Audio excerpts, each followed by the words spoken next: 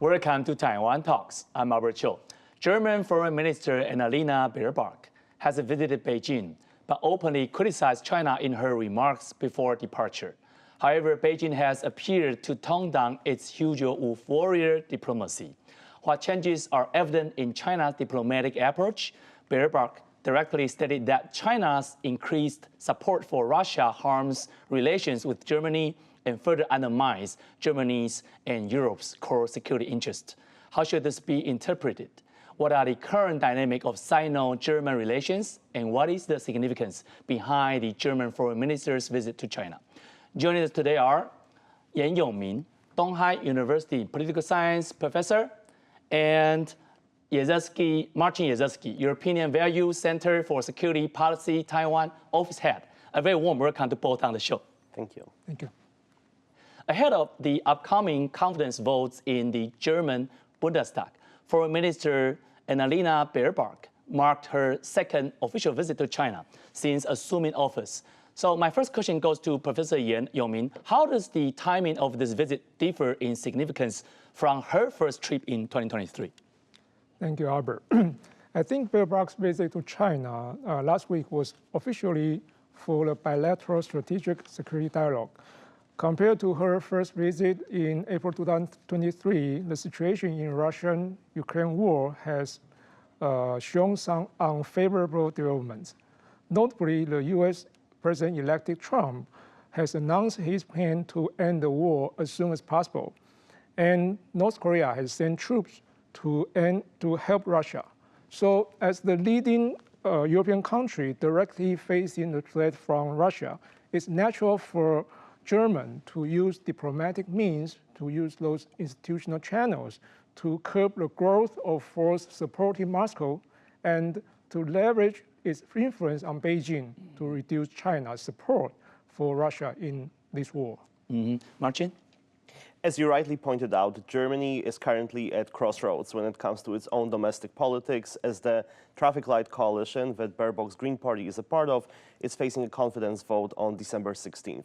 However, one clear message that Berlin appears to be sending to Beijing with this visit is that despite domestic political challenges when it comes to Germany's external action, Berlin is not willing to put down its guard when it comes to the most existential security challenge on the European continent, which is Russian aggression vis-à-vis Ukraine. Russian aggression vis-à-vis Ukraine that is, as we see increasingly clearly, aided by Beijing's ironclad friendship with Moscow. A follow-up for you, Marcin, is that Baerbock actually urging an international peace process for Ukraine, as we know already. She actually said that is why I'm here for in China today. So what does she mean, like European and Asian security are so closely connected, and why does that matter? There are many angles from which we can look at the growing interconnectedness of security in the Euro-Atlantic theater and the Indo-Pacific theater. We are seeing, for instance, the growing emergence of cognitive domain as the sixth domain of warfare. And this is one area where we see quite a lot of exchange between the militaries of China and Russia. But overall, the emergence of a new alliance between strategic rivals to the liberal Western-led global order, this alliance encompassing, of course, China and Russia, but also the Democratic People's Republic of Korea and sometimes Iran, is a threat to the global balance of power. And this phenomenon is not so geographically concentrated, allowing us to transgress our security assessment beyond the separation between these two theaters. Okay, Yung-ming, before her departure, Baerbock actually explicitly criticized China, condemning the use of Chinese manufactured drones in the Ukraine war and North Korea's military involvement, stating that such actions threaten European security and peace in the Indo-Pacific region. However, Beijing seems to have adopted a more, different from before, restrained stance, moving away from its typical, as we know before, wolf warrior diplomacy. So what changes can be observed in China's current diplomatic action, to your perspective? Yes, I think for China, adopting a more moderate stance is also a logical response, especially after the U.S. presidential election. China is about to facing a more hawkish Trump administration. So it would be more logical for China to make friends with Europe and to kind of create a space for the future confrontation with the United States. Mm-hmm. And Marcin, would you say that this has to do with the pretty weak economic downturn in the domestic China that makes the Chinese leadership, kind of change to a restrained stance towards Europe? I think we can definitely look at these economic considerations as well. China is currently suffering from problems stemming from its domestic overcapacity, and the prospect of the United States imposing very high tariffs on Chinese imports is definitely making Chinese leadership quite desperate to find alternative destination markets for its overcapacity. Of course, some of it can be found in its neighborhood, for example, in Southeast Asia, but Europe is an important destination there as well. But I think that it's not only about the current economic situation in China, it's about the fact that the Chinese establishment understands very well that for years, Germany really embraced the concept of Wandel durch Handel, change through trade. And there has been quite a lot of willingness in Berlin to separate pragmatic economic relationship from more inflammatory political rhetoric. So perhaps amid the ongoing political crisis in Germany, Beijing is trying to find a window of opportunity to convince whoever is going to take over from the traffic light coalition that Wandel durch Handel should still be guiding principle of Europe's largest economy's relations with China. Would you say Baerbock's approach is sort of like a hedging policy? On one hand, like what I said, involving the pragmatic trade relations with China, but also on the other hand, still, blame Chinese assistance to Russia in attacking Ukraine? I wouldn't necessarily say so. There is quite a lot of disagreement within the current traffic light coalition. That's why they are facing a confidence vote in just a couple of days. And among the three coalition parties, the Greens have definitely been quite outspoken on political considerations when it comes to doing business with China. Even in her statement before the departure for this very trip to Beijing, Annalena Baerbock has explicitly called out China for undermining the global human rights regime in order to achieve comparative advantage. So in her own rhetoric, the links between politics and economy are clear, and I wouldn't see clear signs of the type of hedging that you're describing. It's a different situation if we look at the rhetoric coming out of Chancellor Scholz's office, but if the focus is on Annalena Baerbock, she is more of a German hawk than a German dove. I think you're right. While Baerbock visited China, German Chancellor Olaf Scholz simultaneously visited Ukraine, reaffirming Germany's support for the country and announced an additional 650 million euros in military aid. This marks Scholz's second visit to Ukraine since Russia's invasion in early 2022. So, Yung-ming, could Germany's support for Ukraine potentially impact economic cooperation between China and Europe due to geopolitical factors? Well, I believe Germany's support for Ukraine will not affect substantially to its economic ties with China, because first of all, 650 million euros was not much. And secondly, even if Baerbock criticized China's behavior during the Ukraine-Russian war, the Scholz administration still maintained its policy of engagement with China, and the Scholz administration still want to make business with China. So they even want to strengthen if the Trump administration, showcase its intention to abandon Ukraine. So in this case, Germany has to shoulder the major responsibility for supporting Ukraine in the Ukraine-Russia war. And in this case, Germany would be naturally to avoid allowing a closer ties between Russia and China. So while criticism may be voiced from Baerbock, but it's hard to imagine that a concrete sanction or stronger pressure from Berlin to Beijing will be implemented. Marcin, German support for Ukraine, would you see there's a possibility of this support to strengthen the military or diplomatic cooperation between China and Russia in response to Western pressure? You know, I think that we shouldn't be doing too much of leaf reading in those conversations, because politics in Germany are going to change significantly after December 16th, after the vote of confidence. However, based off the results of opinion polls, which we can access now, we can see that it's very likely that the major coalition partner after a possible snap election in Germany will be the CDU-CSU center-right Christian Democrat coalition with Friedrich Merz at its helm. And Friedrich Merz represents a different CDU than the CDU that we might remember from the era of Iron Lady Angela Merkel. He has been much more outspoken on standing up to authoritarian policies, and even has proven himself as an outspoken critic of the People's Republic of China, speaking against the incumbent Chancellor Scholz, criticizing him for too weak of a stance, for instance, during his most recent visit to China.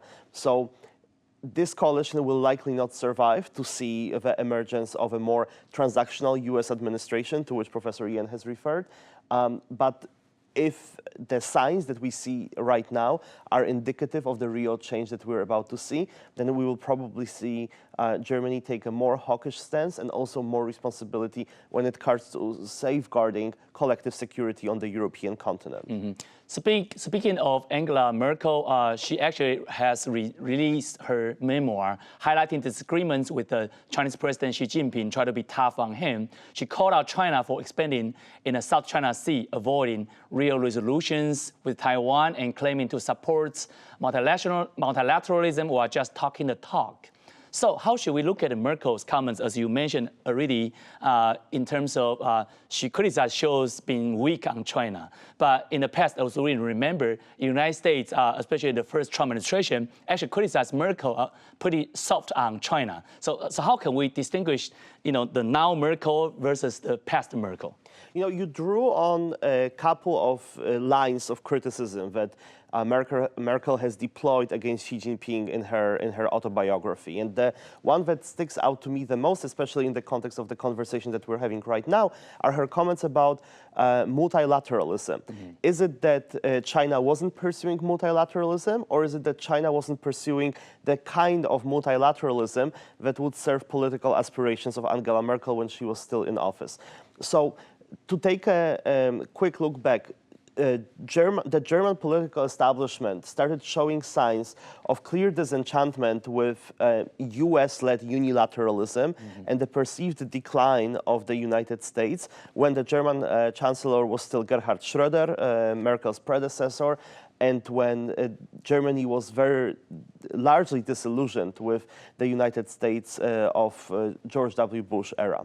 So that's when Germany started to pursue a more multi-vector foreign policy with appeasement towards Russia that was very clear under Schröder, to some extent under Merkel as well, with allowing of the construction of Nord Stream, and also a more what they would describe as a pragmatic attitude towards China, because Germany had this aspiration to become one of the new pillars of emerging multilateralism to be built on the ashes of US-led unilateralism. So to what extent is it a good assessment of what Xi Jinping did, and to what extent is a complaint about unfulfilled personal ambitions by Angela Merkel?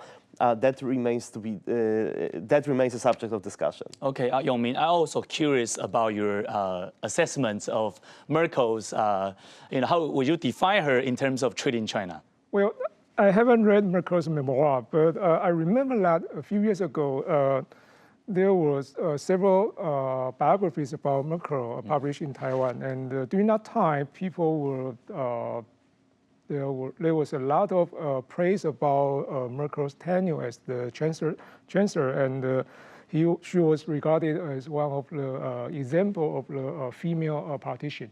Yeah, but after the war erupted, so many decisions that were seen as wise now become something which is problematic and which is bad for Germany's long-term security. So. Overall, Merkel's political relevance today, in my opinion, has diminished, and her observation on Asia may not offer valuable lessons. Okay, trade disputes between China and Europe are escalating, particularly over the EU's imposition of high tariffs on Chinese electric vehicles.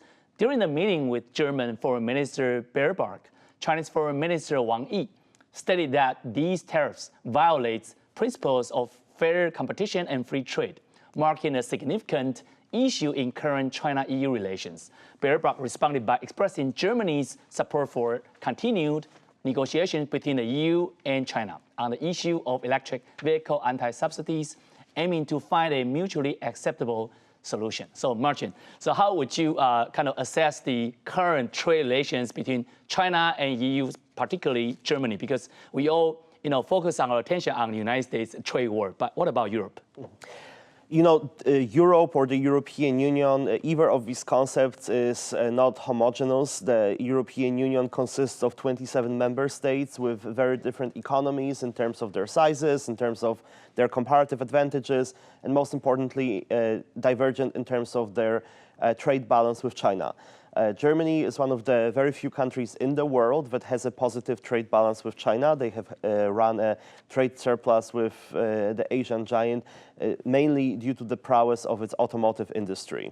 And that's where the conversation about EVs becomes particularly important due to the strong links between politically influential car-making companies and the Chinese market.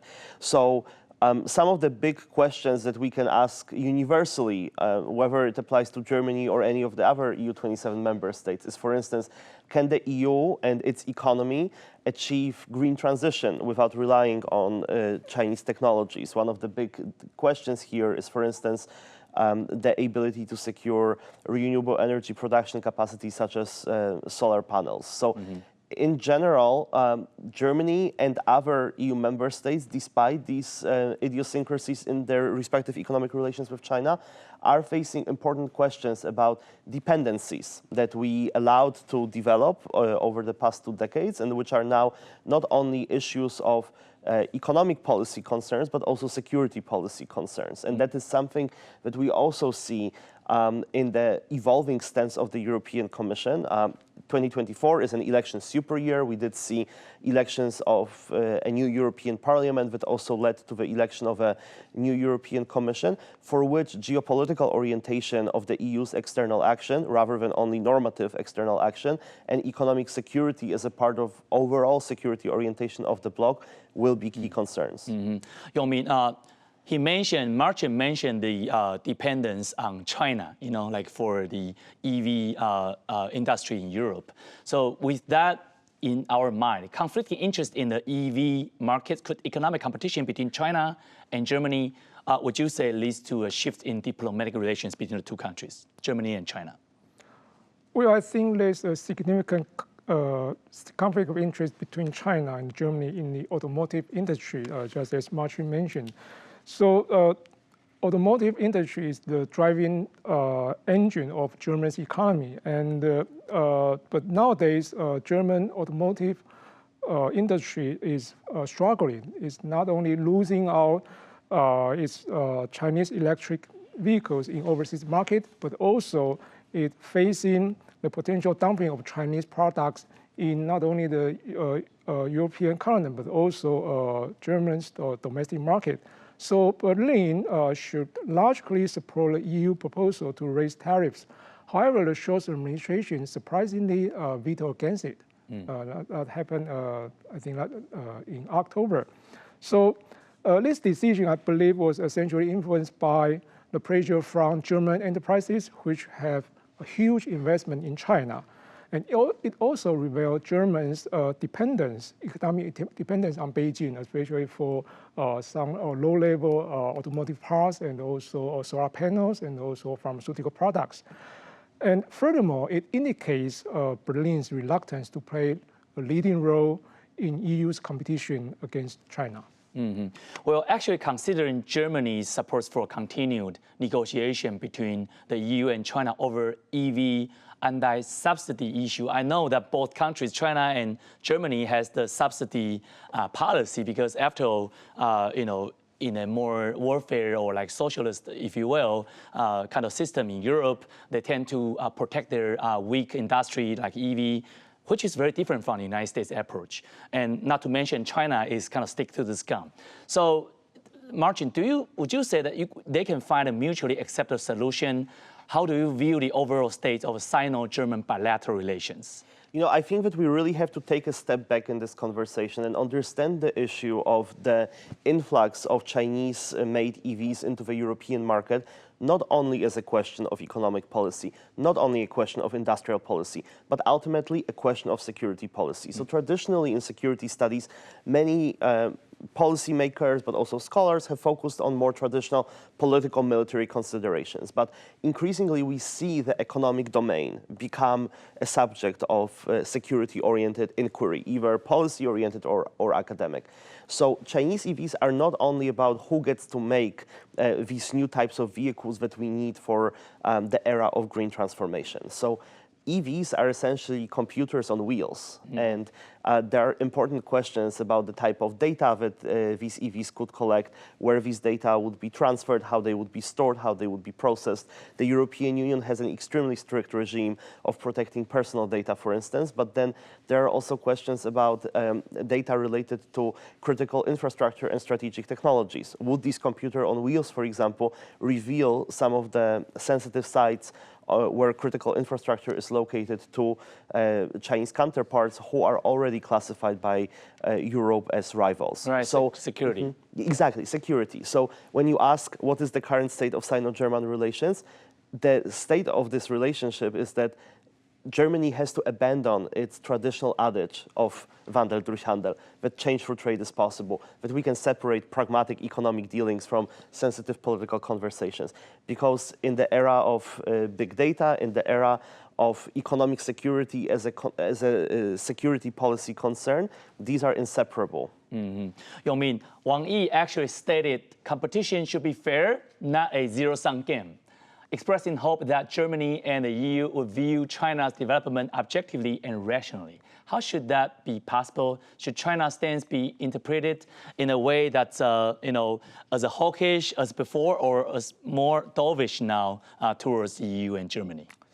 Well, I think China is playing the trade politics rhetoric by emphasizing its status as a developing economy. So it deserves some preferential treatment, such as subsidize its automotive industries, like China used to enjoy in the last few decades. But this kind of narrative nowadays cannot be accepted by most European countries. And for most European nations, including Germany, the biggest issue is just like what Marcin said, it's not just about green transformation, it's about security. It's about not only economic security, but in the long-term national security because of those dumping of Chinese electric vehicle. This kind of economic transaction will undermine most European countries' industrial base, and it will make most European people's personal data in a vulnerable situation. Marcin, Baerbock emphasized the principle of cooperation where possible, autonomy where necessary. Can this approach currently be embodied or perceived as a new truth in a Sino-German economic cooperation? I see this formula as essentially a reinterpretation of the concept of de-risking, which in and of itself has origins in the German culture of strategic thinking. As one of the most prominent proponents of the idea of de-risking from China for the European Union is Ursula von der Leyen, the president of the European Commission, who previously served as the Minister of Defense of the German state. So Baerbock is essentially advocating for de-risking. Yes, let's cooperate where it's possible, but then also have a strong arsenal of economic security measures that will protect our strategic interests, that are intertwined with economic and industrial policy. So is Germany's reliance on China decreasing? It very much depends on which sector you ask. I think that the linkages, particularly in the automotive sector, as we mentioned, are very strong. But in other domains, I think that there's a growing realization, both horizontally, so across different German federal government institutions and trade unions, but also vertically. So not only in Berlin, but also in the 16 federal states and at local level, about the potential threats stemming from cooperation with China. It is not to say that all doors and windows will be closed, but there will be an alarm installed around them. All right, Marcin and Yung-ming, thank you for your great insights in the show. Thank you. Thank you. Examining the recent interactions between German and Chinese delegates, Beijing seems to be softening its warrior diplomacy. Could this be a sign not just to the EU, but also to the incoming Trump administration? We will examine this more closely in the future. Enjoy our show. Subscribe to Taiwan Talks. See you soon.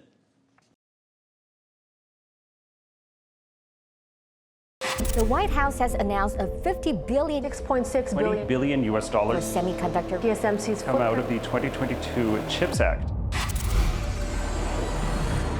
I want competition with China, not conflict. Taiwan punches above its weight when it comes to creating chips. The entire world has great interest in keeping Taiwan's chip industry functional. So the silicon shield that supposedly has been protecting Taiwan, is there a silicon shield? We take an exclusive look inside one of the 7 chip design firms picked to make India a semiconductor giant. How many years the TSMC can still maintain its competitive edge? People here in Japan are calling it the TSMC shock. Why is Japan so eager to restore its past glory? What do you see as the next big shift in the semiconductor industry? Taiwan's take on global headlines. All that matters, Taiwan Plus.